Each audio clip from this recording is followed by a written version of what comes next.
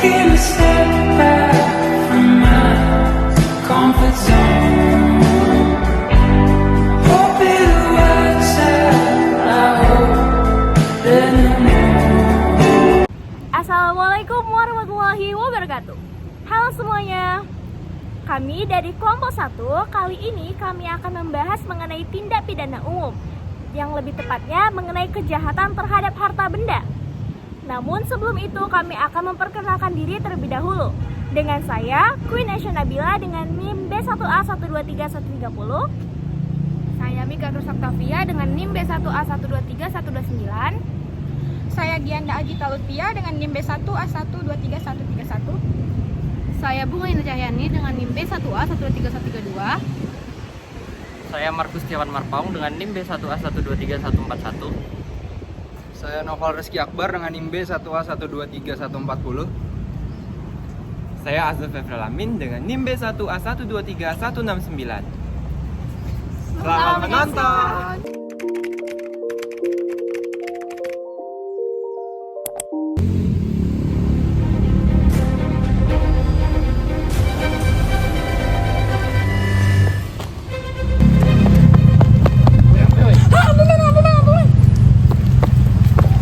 Nah, itu dia tadi merupakan salah satu tindak pidana kejahatan terhadap harta benda, yaitu pencurian dengan ancaman. Namun, sebenarnya tindakan pidana terhadap harta benda bukan hanya sekedar pencurian loh. Ada berbagai jenis mengenai tindak pidana terhadap harta benda. Dan kali ini kami akan membahasnya satu persatu. Nah, bicara mengenai kejahatan terhadap harta benda, kita harus tahu terlebih dahulu apa sih maksud dari kejahatan terhadap harta benda. Kejahatan terhadap harta benda merupakan suatu tindakan pemerkosaan atau penyerangan terhadap kepentingan hukum orang lain atas harta benda yang orang lain miliki. Dan hal ini dimuat dalam buku 2 KUHP atau Kitab Undang-Undang Hukum Pidana. Dan harta benda itu sendiri merupakan segala sesuatu yang bernilai atau memiliki harga atau bernilai ekonomis. Harta benda itu berupa harta bergerak maupun harta yang tidak bergerak. Harta bergerak bisa berupa uang ataupun kendaraan, dan harta tidak bergerak bisa berupa tanah ataupun rumah. Harta benda ini bisa menjadi objek kejahatan dalam berbagai tindak pidana.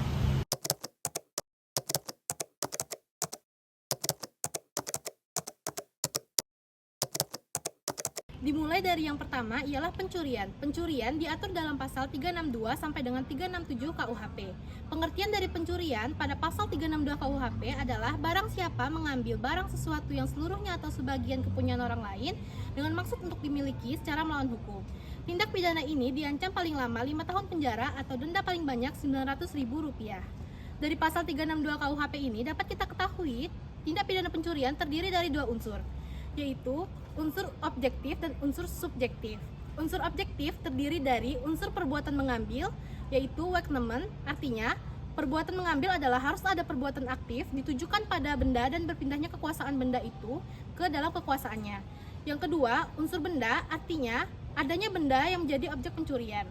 Benda tersebut terdiri dari benda bergerak dan benda berwujud. Benda tidak bergerak dapat menjadi objek pencurian jika telah terlepas dari benda tetap dan menjadi benda bergerak. Contohnya, misalnya sebatang pohon yang telah ditebang atau daun pintu rumah yang telah terlepas atau dilepas. Apabila petindak terlebih dahulu menebang pohon atau melepas daun pintu kemudian diambilnya, maka di samping ia telah melakukan pencurian. Yang ketiga, unsur sebagian maupun seluruhnya milik orang lain. Berarti benda tersebut tidak perlu seluruhnya milik orang lain, cukup sebagian saja, sedangkan yang sebagian milik petindak itu. Seperti sebuah sepeda milik A dan B, yang kemudian A mengambilnya dari kekuasaan B, lalu menjualnya. Kedua, unsur subjektif. Yang pertama, maksud untuk memiliki ialah yang menyatakan bahwa memiliki itu adalah menguasai sesuatu benda dan seolah-olah ia adalah pemilik dari benda tersebut dengan cara melawan hukum. Yang kedua, melawan hukum.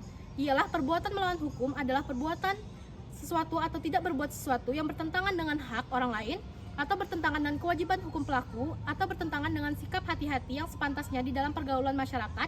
Pencurian ini dibagi menjadi 2, yaitu pencurian ringan dan pencurian yang diperberat. Pencurian ringan ini ialah pada pasal 364 KUHP dan pencurian yang diperberat ada pada pasal 363 dan 365 KUHP. Selanjutnya adalah tindak pidana pemerasan. Tindak pidana pemerasan berarti suatu tindakan yang memaksa seseorang untuk memberikan sesuatu, melakukan sesuatu, dan tidak melakukan sesuatu yang disertai dengan ancaman berupa kekerasan atau intimidasi yang bertujuan untuk mendapat keuntungan bagi si pelaku dan merugikan bagi si korban. Tindak pidana pemerasan ini diatur oleh KUHP di pasal 368.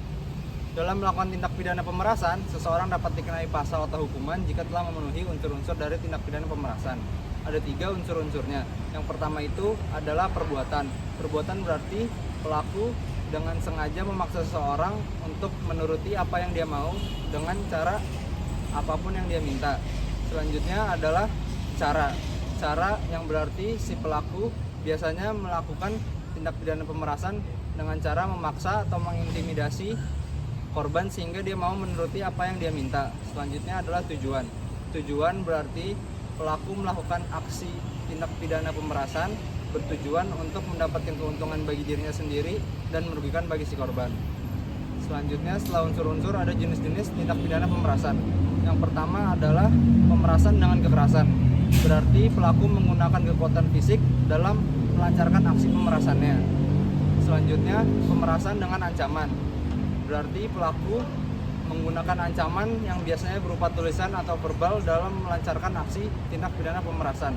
Selanjutnya, tindak pidana dalam lingkungan bisnis yang biasanya berupa ancaman untuk memberikan informasi yang dapat merusak reputasi untuk mendapat uang dan keuntungan. Yang terakhir adalah cyber extortion yang berarti tindak pidana pemerasan yang dilakukan secara digital yang biasanya berupa penyebaran video, foto, atau informasi pribadi ke laman media sosial sehingga bisa dilihat oleh halayak ramai. Setelah mendapatkan pengetahuan tentang pengertian, unsur, dan jenis, yang terakhir kita harus tahu bahwa hukuman yang dapat dilakukan tindak pidana pemerasan yaitu adalah paling lama penjara 9 tahun dan dapat diperberat sesuai bagaimana dia melakukan tindak pidana pemerasan itu menggunakan senjata atau melibatkan beberapa kelompok lain. Penggelapan dalam tindak pidana umum menurut pasal 372 KUHP adalah barang siapa dengan sengaja dan melawan hukum memiliki barang sesuatu yang seluruhnya atau sebagian adalah kepunyaan orang lain tetapi yang ada dalam kekuasaannya bukan karena kejahatan. Singkatnya, penggelapan terjadi ketika barang atau harta milik orang lain tersebut berada di tangannya dengan izin pemiliknya. Tetapi seseorang tadi dengan sengaja dan melawan hukum untuk menguasai atau menyembunyikan barang atau harta milik orang lain tersebut tanpa sepengetahuan pemiliknya, dengan tujuan untuk mengalih milik, menguasai, dan menggunakan untuk tujuan lain. Unsur-unsur penggelapan ada 2, yakni unsur objektif dan unsur subjektif. Unsur objektif yaitu pelaku menguasai barang milik orang lain yang berada dalam kekuasaannya bukan karena kejahatan. Sedangkan unsur subjektif yaitu pelaku melakukan perbuatan dengan sengaja dan melawan hukum. Penggelapan di KUHP itu diatur di bab 24 buku kedua KUHP mulai dari pasal 372 hingga pasal 377 KUHP. Penggelapan berbeda dengan pencurian karena penggelapan dilakukan ketika barang sudah dikuasai secara nyata oleh pelaku, sedangkan pencurian dilakukan untuk memperoleh barang yang belum berada di tangan pelaku. Ancaman pidana pada penggelapan ini antara lain: yang pertama, apabila penggelapan secara umum pada pasal 372 KUHP dikenai pidana penjara paling lama 4 tahun. Kedua, penggelapan dengan pemberatan pada pasal 374 KUHP dikenai pidana penjara 5 tahun. Dan apabila penggelapan itu bukan ternak dan harganya tidak lebih dari Rp25, diancam sebagai penggelapan ringan pada pasal 373 KUHP, maka dikenai pidana penjara selama 3 bulan. Ketiga, apabila penggelapan itu dilakukan oleh seseorang dengan terpaksa atau oleh wali pengampu, pengurus atau pelaksana surat wasiat, pengurus lembaga sosial atau yayasan pada pasal 375 KUHP, maka dikenai pidana penjara 6 tahun. Baiklah, di sini saya akan menjelaskan apa itu penipuan. Penipuan di dalam pasal 378 KUHP yang berbunyi, barang siapa dengan maksud untuk menguntungkan diri sendiri atau orang lain secara melawan hukum dengan memakai nama palsu atau martabat palsu dengan tipu muslihat ataupun rangkaian kebohongan, menggerakkan orang lain untuk menyerahkan barang sesuatu kepadanya atau supaya memberi hutang maupun menghapus hutang, diancam karena penipuan dengan pidana penjara paling lama 4 tahun. Dari pengertian di atas dapat kita kesimpulkan unsur-unsur dari penipuan. Ada 2 macam, yang pertama yaitu unsur objektif dan yang kedua unsur subjektif. Unsur objektif terdiri dari beberapa macam. Yang pertama yaitu perbuatan menggerakkan, yang kedua itu yang digerakkan adalah orang, yang ketiga itu tujuan perbuatan, yang keempat upaya penipuan. Sedangkan unsur subjektif yaitu yang pertama dengan maksud, lalu yang kedua menguntungkan diri sendiri atau orang lain. Adapun jenis-jenis dari penipuan, yang pertama yaitu penipuan ringan diatur dalam pasal 379 KUHP, yang kedua yaitu penipuan sebagai mata pencarian atau kebiasaan diatur dalam pasal 379A KUHP, lalu yang ketiga yaitu penipuan dalam hal perdagangan diatur dalam pasal 382 bis sampai 385 KUHP, lalu yang keempat itu penipuan dalam pemalsuan konsumsi atau obat oleh individu atau non korporasi diatur dalam pasal 386 KUHP. Lalu yang kelima yaitu penipuan dalam hak tanda batas tanah diatur dalam pasal 389 KUHP. Yang keenam yaitu penipuan dalam hal penyebaran berita bohong untuk perubahan harga diatur dalam pasal 390 KUHP. Yang ketujuh yaitu penipuan dengan hal kebohongan mengenai surat berharga diatur dalam pasal 391 KUHP. Dan yang terakhir yaitu penipuan dalam hal laporan neraca keuangan diatur dalam pasal 392 KUHP. Kita masuk ke pengancaman. Pengancaman menurut pasal 369 KUHP ialah barang siapa dengan maksud untuk menguntungkan diri sendiri atau orang lain secara melawan hukum dengan ancaman pencemaran baik dengan lisan maupun tulisan atau dengan mengancam akan membuka rahasia, memaksa seseorang supaya memberikan barang sesuatu yang seluruhnya atau sebagian kepunyaan orang itu atau orang lain atau supaya membuat utang atau menghapuskan piutang, diancam dengan pidana penjara paling lama 4 tahun. Unsur objektif dan subjektif dari pengancaman. Unsur objektif yang pertama ialah ancaman penyemaran baik dengan lisan maupun tulisan atau dengan ancaman akan membuka rahasia. Yang kedua, memaksa. Yang ketiga, seseorang. Yang keempat, tujuan yang sekaligus merupakan akibat. Unsur subjektifnya yang pertama dengan maksud untuk menguntungkan diri sendiri atau orang lain. Yang kedua, secara melawan hukum. Ayat 2 pasal 369, kejahatan ini tidak dapat dituntut kecuali atas pengaduan orang yang terkena kejahatan. Selanjutnya adalah tindak pidana penadahan. Tindak pidana ini adalah tindak pidana yang dilakukan oleh seseorang dengan sengaja menerima, membeli atau menukar barang yang diketahui atau patut diduga berasal dari hasil kejahatan dengan pelaku kejahatan untuk menyembunyikan hasil kejahatannya. Unsur dalam tindak pidana ini berupa unsur objektif dan unsur subjektif. Unsur objektifnya yaitu barang hasil kejahatan. Kemudian sang pelaku menerima, membeli, dan menukar barang tersebut. Kemudian unsur subjektifnya yaitu pelaku mengetahui atau seminimalnya pelaku patut menduga barang tersebut hasil dari kejahatan. Kemudian jenis dari tindak pidana penadahan ada 2, yaitu terhadap uang dan benda. Tindak pidana ini terdapat dalam pasal 480 ayat 1 KUHP. Giska Deborah Aritonang merupakan salah satu mahasiswi Trisakti yang melakukan penipuan tiket konser Coldplay. Giska membuka jasa pembelian tiket konser Coldplay, namun saat korban telah mengirimkan uang atau mentransfer uangnya, Giska tak kunjung memberikan tiket konser tersebut. Giska telah memenuhi unsur-unsur atas penipuan. Yang pertama, yaitu niat buruk atau mens rea. Giska memiliki niat untuk menipu dengan membuat janji palsu terkait tiket yang tak ada. Kedua, yaitu tipu muslihat. Pada April tahun 2023, Giska berkomunikasi dengan para korban dan mengklaim orang tuanya bekerja di salah satu agen travel dan memiliki kuota tiket konser Coldplay. Selain itu, Giska juga mengklaim memiliki koneksi dengan pihak penyelenggara sehingga dapat memperoleh kuota tiket konser. Yang terakhir yaitu unsur kerugian finansial. Dari hasil penyelidikan polisi, Giska telah ditetapkan sebagai tersangka penipuan. karena banyaknya korban yang telah mengalami kerugian. Korban telah mengalami kerugian hingga miliar rupiah, lebih tepatnya sebesar 5,1 miliar rupiah atau setara dengan 2.268 tiket. Dari penyelesaian kasus tersebut, Hakim mengadili Giska Deborah Aritonang dengan pasal 378 KUHP Junto 65 ayat 1 dengan pidana penjara 3 tahun penjara. Pidana tersebut diperingan karena berkelakuan baik dan langsung mengakui kesalahannya. Reskrim Polresta Barelang membongkar praktek penggelapan uang nasabah sebesar 1,9 miliar rupiah di sebuah koperasi simpan pinjam di Kota Batam, Kepulauan Riau.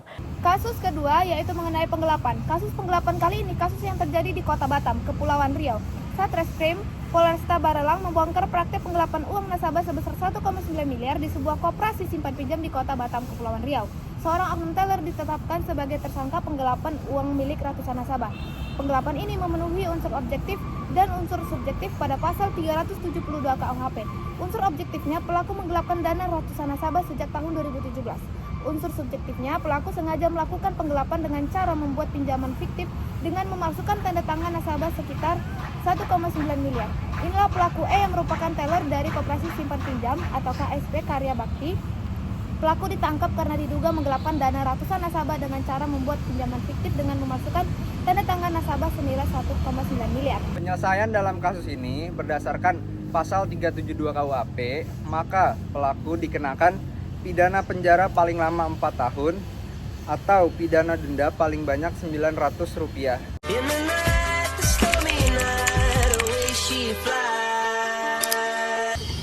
Terakhir, kami akan menjelaskan perbandingan mengenai KUHP lama dan KUHP baru.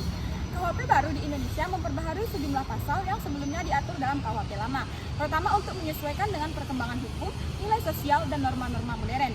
Berikut adalah beberapa perbandingan pasal-pasal antara KUHP lama dan KUHP baru. Yang pertama yaitu penghinaan terhadap presiden dan wakil presiden. KUHP lama diatur dalam pasal 134, 136 bis, dan 137. Mengatur penghinaan terhadap presiden dan wakil presiden sebagai delik biasa atau dapat diproses tanpa pengaduan. Namun, dihapus oleh Mahkamah Konstitusi pada tahun 2006 karena dianggap bertentangan dengan kebebasan berpendapat. Pada KUHP baru diatur pada pasal 218 sampai dengan 219. Diatur kembali sebagai delik aduan, penghinaan hanya dapat diproses jika presiden atau wakil presiden mengajukan pengaduan. Ancaman pidana maksimal 3,5 tahun. Lalu yang kedua yaitu perzinahan dan kohabitasi. KUHP lama diatur dalam pasal 284. Perzinahan hanya berlaku untuk pasangan menikah yang salah satu atau keduanya melanggar kesetiaan pernikahan. Pada KUHP baru diatur pada pasal 411 sampai dengan 412, memperluas cakupan perzinahan termasuk pasangan tidak menikah yang melakukan hubungan seksual. Kohabitasi atau tinggal bersama tanpa menikah juga dianggap pidana jika ada pengaduan dari keluarga dekat. Lalu yang ketiga yaitu hukuman mati. Pada KUHP lama, hukuman mati bersifat final tanpa opsi pengurangan. Pada KUHP baru, pasal 100, hukuman mati dapat diubah menjadi pidana seumur hidup setelah masa percobaan 10 tahun.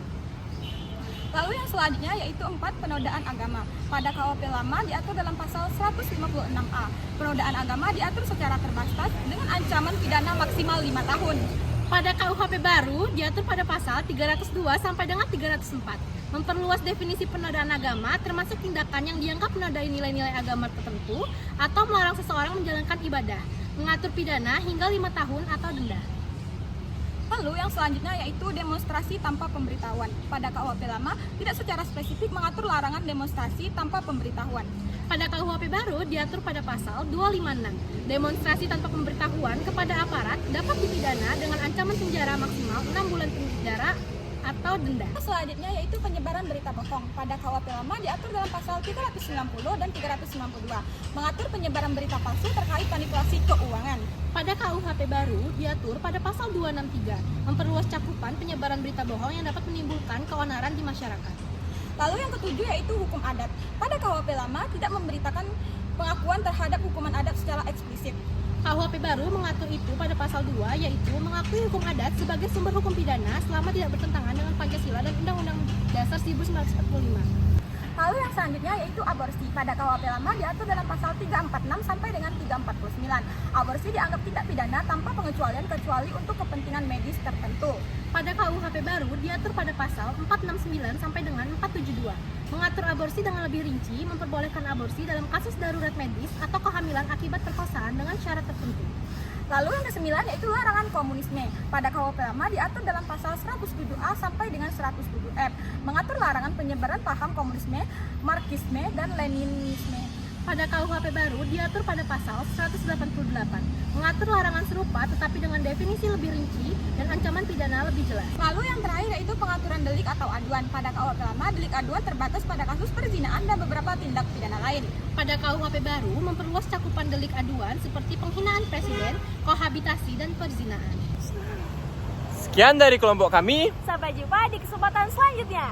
Bye-bye.